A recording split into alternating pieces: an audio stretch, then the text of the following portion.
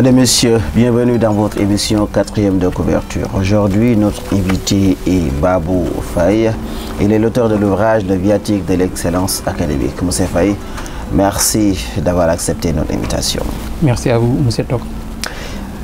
Vous écrivez sur l'excellence académique. Qu'est-ce qui explique ce choix? Alors, après mes études supérieures en France, je me suis dit qu'il fallait que je commence à écrire. C'est vrai que je pouvais écrire dans mon domaine, banque et finance, puisqu'il y a beaucoup de problématiques dans ce domaine-là, notamment tout ce qui est crypto-monnaie, le franc CFA, mais également les monnaies locales. Et je me suis dit, il faut que je choisisse un domaine qui non seulement va passionner mes futurs lecteurs, mais également un domaine qui est en parfaite liaison avec les problématiques sociales et économiques. Et c'est là que je me suis dit, il faut que je commence à écrire sur l'éducation. D'habitude, quand on parle d'éducation, on pointe le doigt à l'État, soit à l'enseignant, soit aux parents d'élèves, et jamais à l'élève, qui est d'ailleurs l'objet de l'éducation. Et c'est là que je me suis dit que pour un système éducatif réussi, il faut l'implication de l'apprenant, c'est-à-dire de l'élève ou bien de l'étudiant. Et c'est là que je me suis dit que c'est l'excellence qui est la seule réponse à la fois efficace et adaptée que l'étudiant ou l'élève doit consacrer à l'éducation. Et mon parcours aussi, dont je le dis avec beaucoup d'humilité, j'étais considéré comme étant un excellent apprenant, et je me suis basé de mon expérience et l'expérience des dizaines et des dizaines d'étudiants que j'ai côtoyés à l'étranger, notamment au Maroc et en France. Souvent, ceux qui écrivent à ce genre de sujet ont une certaine expérience dans le milieu de l'éducation, dans le milieu de l'enseignement surtout. C'est ceux qui écrivent. On est très surpris, vu votre âge surtout, mais aussi vu le domaine dans lequel vous évoluez, écrire sur ce domaine de l'éducation, notamment dans l'excellence académique. D'où vous êtes venu ce choix d'écrire exclusivement, peut-être pour le moment en tout cas là-dessus, votre premier ouvrage, et surtout la technique de l'apprentissage. Comment vous avez façonné l'itinéraire de votre ouvrage? Vous avez parfaitement raison, puisque effectivement, je viens juste d'être diplômé, donc je peux me considérer comme étant un néophyte de l'éducation. Par contre, je suis un produit du système. Donc, étant un produit du système, et étant également, je le dis avec beaucoup d'humilité, parce que parler de soi, c'est pas facile, mais étant quelqu'un qui était passionné des études, là, je me suis dit que, effectivement, même si je n'ai pas d'expérience en tant qu'enseignant ou proviseur, j'ai quand même l'expérience en tant qu'apprenant, en tant que quelqu'un qui a suivi des cours, en tant que quelqu'un qui était assistant voilà, dans le système éducatif. Et là, je me suis dit que ce qui fait l'excellence d'un apprenant m'est familier, étant donné que j'étais excellent et j'ai côtoyé beaucoup d'élèves qui étaient excellents. Et c'est là que je me suis dit, voilà, même si je n'ai pas d'expérience quand même, je peux écrire dans ce domaine. Mais non pas en pointant un doigt à l'État ou bien aux autres acteurs du système, mais à l'élève, à l'étudiant. Comment il doit faire pour être excellent, étant donné que l'éducation est l'alpha et l'oméga du développement. Donc vous mettez la pression, en tout cas vous pointez du doigt la responsabilité de l'apprenant. Exactement. D'autant plus qu'aujourd'hui, le problème de l'éducation, en tout cas dans les années à venir, le problème de l'éducation ne sera plus le manque de classe ou bien le manque d'enseignants, mais ça sera l'implication de l'élève. Parce que demain, ça sera possible de faire ce qu'on appelle, d'assister à ce qu'on appelle des cours en ligne. Et les cours en ligne, ça nécessite quoi? Ça nécessite seulement un enseignant pour enseigner tout un pays. Ça nécessite seulement un lieu et des outils technologiques comme les téléphones et les ordinateurs pour apprendre. Donc demain, le problème de l'éducation, ça sera l'implication de l'apprenant. D'autant plus que ce qui, on le connaît nous tous, ce qui permet d'apprendre, c'est l'attention. Et l'attention aujourd'hui est devenue un bien rare. La plupart des multinationales au niveau international commercialisent l'attention.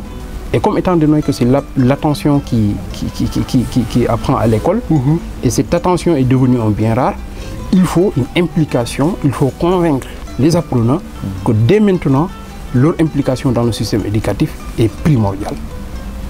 C'est important. Vous avez parlé de l'essence même de l'excellence en parlant du viatique académique comme votre première partie.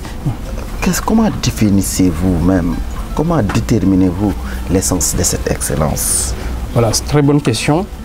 L'excellence, effectivement, c'est un mot qui est familier, qui est galvaudé, qui est souvent prononcé. Par contre, la plupart ne le comprennent pas très bien.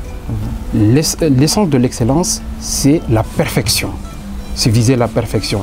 Et Senghor avait très bien compris cela lorsqu'il disait le propre de l'être humain, c'est la perfection, c'est viser la perfection. C'est ça qui nous différencie des animaux.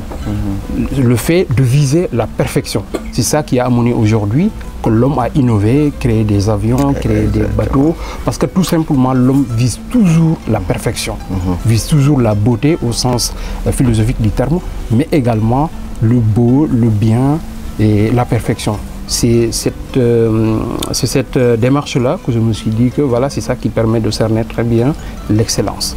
Lorsque vous parlez de l'anatomie du cerveau, de la mémoire, d'entretenir le cerveau, protéger le cerveau, la plasticité du cerveau, là on est dans un domaine qui est quelque peu technique, qui est souvent réservé aux psychanalystes.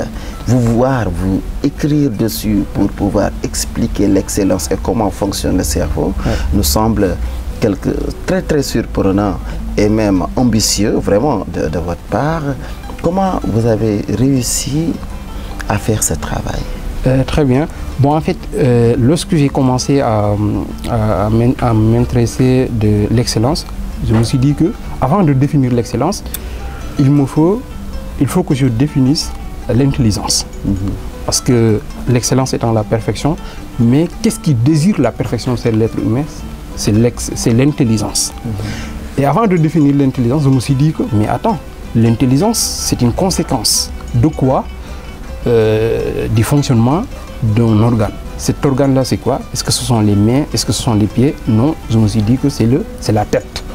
Et on le dit au Sénégal, c'est la tête qui apprend, c'est la tête qui fait ceci, c'est la tête qui fait cela. Exact. Mais dans la tête, il y a une partie spécifique, c'est ça qu'on appelle le cerveau, qui est voilà, dans un carcan qu'on appelle le crâne. Et je me suis dit donc, avant de parler de l'excellence ou de l'intelligence, il faut que je définisse clairement ce que veut dire le cerveau et comment il fonctionne. Quelles sont les parties, quelle est sa démarche. Et là, c'est là que j'ai commencé à définir le cerveau, à faire l'anatomie, c'est-à-dire quelles sont les parties du cerveau, quelles sont les parties qui sont impliquées lorsqu'il s'agit d'apprendre, quelles sont les parties qui sont impliquées lorsqu'il s'agit par exemple de communiquer. Et voilà, et je me suis dit que ça sera très intéressant pour l'élève qui ne va plus considérer l'éducation comme étant l'apprentissage comme étant un fait banal, mais comme étant un fait qui demande l'implication du cerveau et de ses parties, notamment les neurones. Vous avez parlé de l'intelligence. Certains disent en avoir par don, d'autres par processus d'acquisition.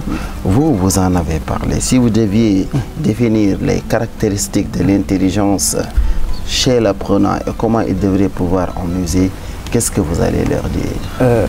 Alors, là, effectivement, c'est problématique parce que certains pensent qu'il y a deux catégories de personnes. Des personnes qui seraient intelligentes et d'autres qui ne le seraient pas. Alors que c'est tout à fait fausse. Toute personne est intelligente de nature.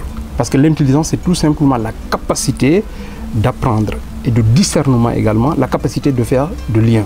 Même quelqu'un qui est fou, il est capable de trouver du confort, il est capable de faire le discernement. Donc l'intelligence, c'est une qualité humaine. Tout être humain, normalement, doit l'avoir. Par contre, même si c'est une qualité qui est présente, on doit l'aiguiser. C'est ça la problématique. Parce que si certains essayent d'aiguiser leur intelligence, d'autres l'émouchent. C'est ça qui fait la différence, de sorte qu'on pense qu'il y aurait des personnes intelligentes et non intelligentes, et même allant jusqu'à faire la hiérarchie des races, en pensant que les blancs seraient plus intelligents que les noirs, alors que c'est tout à fait faux. Cheikh Anta l'a montré clairement, et moi aussi on peut adopter la démarche de Cheikh Anta Diop en disant que si certains individus ou certaines races paraissent intelligentes que d'autres, ce n'est pas le cas, mais c'est tout simplement que des fois, certaines races ou bien certains êtres humains sont en fait obligés de déployer leur intelligence pour survivre. Notamment par exemple en Europe, il fait là-bas très froid, c'est pourquoi ils sont parvenus à innover, à créer l'électricité pour chauffer leur maison. L'avion également a été développé dans les années 1918, c'est-à-dire en pleine guerre. Et tout le monde sait que l'avion facilite la guerre parce que ça permet d'aller en haut et de regarder le paysage et de pointer le doigt à l'ennemi. Donc, pour dire que l'intelligence, c'est une qualité humaine. Par contre, certaines la développent, d'autres non. Et voilà, c'est pourquoi, effectivement, je suis tout à fait d'accord, il y a des personnes qui sont plus intelligentes que d'autres. Mais il n'y a pas une hiérarchie entre des personnes intelligentes et des non intelligentes. Vous avez parlé de l'intelligence artificielle. De quoi s'agit-il? Alors, l'intelligence artificielle, comme son nom l'indique, c'est l'intelligence qui imiterait l'intelligence naturelle. L'intelligence naturelle étant la capacité de comprendre, la capacité de discernement. Quelqu'un comme Alan Turing, qui est un Britannique, avait l'idée depuis 1950 de créer des gadgets qui seraient intelligents comme l'être humain. Et aujourd'hui, on a ce qu'on appelle l'intelligence artificielle faible, c'est-à-dire des gadgets comme par exemple le téléphone portable ou l'ordinateur, qui sont capables quand même de faire des actions qui seraient humaines. Et des fois même, ces technologies-là dépassent l'intelligence humaine. Par contre, ce n'est pas encore toujours de l'intelligence au vrai sens du terme, parce que c'est la répétition, c'est le traitement automatique de l'information. Mais demain, je suis quasiment certaine qu'on aura ce qu'on appelle l'intelligence artificielle forte, c'est-à-dire des technologies qui seront, je ne dirais pas seraient pour utiliser le conditionnel, mais seront, c'est-à-dire le futur, pour être exact. Demain, on aura des technologies capables de battre l'homme dans certains domaines. Demain même, on aura des robots capables, par exemple, de plaider comme un avocat, de soigner comme un médecin. Et donc, voilà, il faut préparer dès maintenant au remplacement de l'homme, de l'humain, dans les travaux les plus compliqués. Je rappelle juste, chers téléspectateurs, que notre invité est Babou Faye. Il est middle office chez AXA Bank en France. Il est né en 1994 à Mboul, un village situé dans la région de Fatick. Il est parti au Maroc grâce à une bourse de coopération. Après l'obtention d'un master en finance à l'ISCAI de Rabat, il part en France en 2018 pour faire un autre master en banque et finance et à l'université Paris-Nanterre. Babou Faye est l'auteur de l'ouvrage Le viatique de l'excellence académique. Vous avez parlé, Babou, dans votre chapitre 5 des habitudes qu'il faudrait avoir. L'habitude à apprendre ses leçons au jour le jour, anticiper les cours, lire souvent, expliquer à ses camarades ce qu'ils ne comprennent pas. En fait, lorsqu'on lit cette partie-là, adossée à votre titre, c'est-à-dire votre objectif, nous sentons que vous vous êtes rendu compte qu'il y a un problème d'excellence dans notre système éducatif. Oui, effectivement, au début, tel n'était pas le cas, parce qu'au début, voilà, tout le monde était convaincu que l'école était une bonne chose, mais maintenant, il y a certains étudiants, des élèves qui pensent que bon, l'école ne sert à rien. Et c'est ça le danger. Et la plupart des élèves et des étudiants apprennent leurs leçons que la veille de l'examen. C'est ça le danger, parce que demain on aura des diplômés qui ne seront pas compétents parce que tout simplement leur objectif était seulement le diplôme et non l'excellence. C'est là que voilà, j'ai essayé de montrer les habitudes qui ne sont pas des habitudes étranges, ce sont des habitudes que nous connaissons nous tous. Pour être excellent à l'école, il faut apprendre ses leçons au jour le jour, d'autant plus que c'est ça que le cerveau veut. Le cerveau n'aime pas qu'on le force quelque chose en un laps de temps. Il vaut la durée, il vaut également le temps, exactement, et il vaut l'adaptation. Et c'est ça qui fait que apprendre le jour au jour, c'est mieux que faire 5 heures de temps la veille de l'examen. Anticiper les cours, ça permet également au cerveau d'avoir des aperçus, de pouvoir faire des corrélations lors du cours. Le fait également d'expliquer à ses camarades ce qu'on a compris, c'est une démarche qui est sociale. Et nous tous, nous savons que l'être humain, c'est un animal social, comme disait Aristote. Et donc, toutes les habitudes que j'ai mentionnées, ce sont des habitudes que je n'ai pas mentionnées par hasard, mais ça résulte d'une démarche scientifique. J'ai fait de l'observation et de l'expérimentation parce que je me suis basé non seulement de mon expérience, mais également l'expérience des camarades que j'ai côtoyés, mais surtout des écrits de certains auteurs comme M. Greene, Robert Greene, qui est un Américain, qui a écrit beaucoup d'ouvrages dans les sciences sociales. Le cas d'Idriss Aberkan également, qui a écrit sur le cerveau. Donc, bref, je me suis basé sur une démarche qui est purement scientifique. Voilà. La troisième partie semble quelque peu avoir pris sa base, son envolée sur votre expérience. Vous vous êtes rendu compte qu'aujourd'hui, beaucoup de jeunes, en tout cas les étudiants surtout, qui visent l'excellence, aspirent parallèlement à faire les études à l'extérieur. Est-ce ce qui explique le choix d'avoir pris cette partie-là, votre parcours, pardon, comme la base de l'écriture de cette partie? Alors, ça c'est une question qui a été posée à maintes reprises par mes premiers lecteurs, parce que déjà c'est une partie qui semble ne pas avoir aucun lien avec le fil conducteur du livre.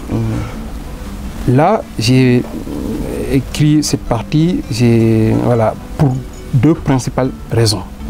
La première raison, effectivement, c'est en lien avec mon parcours, parce que j'ai fait le Maroc avant d'aller en France. Mais la deuxième raison, c'est que je me suis rendu compte qu'il y a beaucoup d'étudiants, d'élèves de terminale, qui sont trompés par ce qu'on appelle les agences de voyage. Des structures qui sont là pour arnaquer les élèves et les étudiants pour des créations de comptes sur l'espace Campus France, alors que c'est très simple. Et là, je me suis dit que donc il faut que j'explique de A à Z comment créer un compte sur Campus France, comment également vivre en France en tant qu'étudiant, en me basant effectivement sur mon expérience. Donc l'utilité de cette partie, c'est pour les élèves et les étudiants qui aspirent d'étudier à l'étranger. Et l'objectif n'est pas d'encourager tout le monde à quitter le territoire, mais tout simplement à permettre ceux qui voudraient quitter d'avoir le minimum d'informations, de pouvoir le faire eux-mêmes et donc de ne pas gaspiller beaucoup d'argent auprès des agences qui visiblement, pas toutes, mais visiblement il y en a qui arnaquent les élèves et les étudiants. Même si l'objectif n'est pas peut-être de pousser les étudiants à aller étudier à l'étranger à travers ce que vous avez proposé dans cette troisième partie, force est de reconnaître que ça peut également, d'une autre façon, l'autre versant de cette partie-là, c'est que ça peut les obliger à aller étudier à l'extérieur. Parfois, d'ailleurs, c'est dans ces études-là que beaucoup d'entre ces jeunes ne reviennent presque pas. Après avoir acquis toute cette expérience, après avoir étudié, après avoir gagné en expérience, en études, en se basant sur le fil conducteur de l'excellence, à quoi bon ne pas revenir, à quoi bon rester dans le pays étranger et ne pas revenir dans son pays? Vous avez tout à fait raison. Et d'ailleurs, je devais mentionner une autre raison qui m'a poussé à écrire cette partie: convaincre ceux qui sont là-bas de revenir au pays et convaincre ceux qui vont aller là-bas de revenir.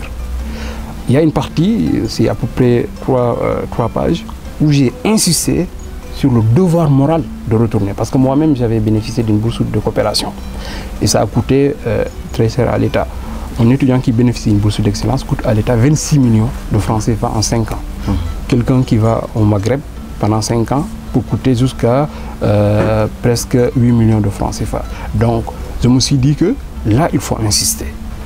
Déjà, dans la première partie, j'ai insisté sur le fait de retourner. Et d'ailleurs, le fait d'écrire ce livre-là, c'est une sorte de montrer ma reconnaissance envers, non pas l'État, mais envers tous les Sénégalais, parce que ce sont tous les Sénégalais qui ont financé mes études. La bourse vient du budget de l'État, et le budget de l'État, c'est le budget de la nation. Et donc, retourner au pays, ce n'est pas une option, c'est un devoir moral. Et on doit faire comme Cheikh Anta Diop, qui, après l'obtention de son doctorat, on lui avait posé la question de savoir, maintenant, qu'est-ce que vous allez faire? Il a dit, je vais retourner au Sénégal tout de suite. Le cas de Souleymane Bassir Diagne également, il avait écrit sur ses mémoires qu'il avait 1001 raisons de rester en France. Et 1001 raisons, dont une majeure, de retourner au Sénégal, le devoir.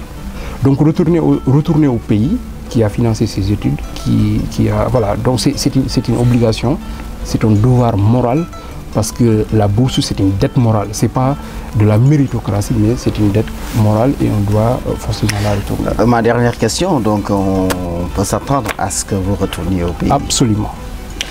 Madame, Monsieur, merci d'avoir suivi cette émission. Vraiment, Babou, c'est un plaisir de vous avoir accueilli. Merci, M. Top. Et j'espère que voilà, le livre va intéresser aux lecteurs. Et le prix est un peu élevé, 8 000 francs CFA, mais la connaissance n'a pas de prix. Et merci beaucoup à vous tous. Et surtout merci à l'Harmattan aussi, qui m'a permis de publier mon premier livre. Merci à tous.